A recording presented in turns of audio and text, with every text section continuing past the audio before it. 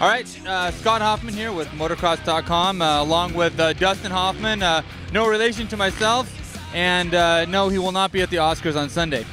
We're out here at Elsinore Motocross Track riding the 2012 KTM Factory Edition. This is a bike that's Dungey's riding, or actually a production bike that's Dungey's riding. And these are the bikes that's going to be only 400 available this year. And we got a chance to ride one of only a couple bikes available to the media this year. Okay, Dustin, what do you think of the motorcycle? I really like the Factory Edition. It was really comfortable right away. The power is good, pulls forever. I was comfortable, turns good, everything is good. So did you feel like Dungey when you were out there? Yeah, especially since I had the number 5. Okay, now you got a chance to ride the 12 standard SXF model. What did you notice the difference between the two bikes?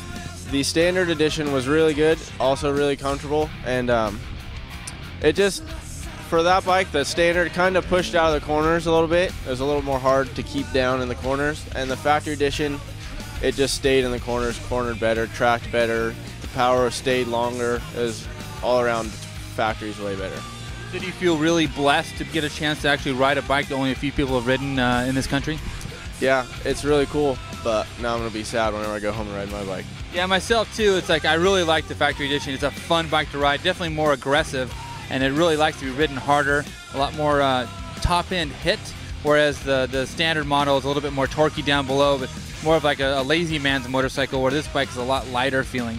Although, tell us about the feel of the motorcycle, since it's not physically lighter, but how does it feel on the track?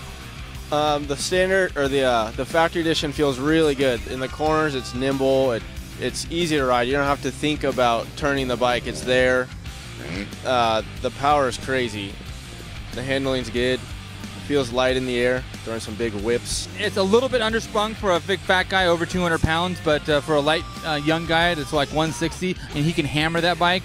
Whereas, I really liked how light it felt, quick, easy turning.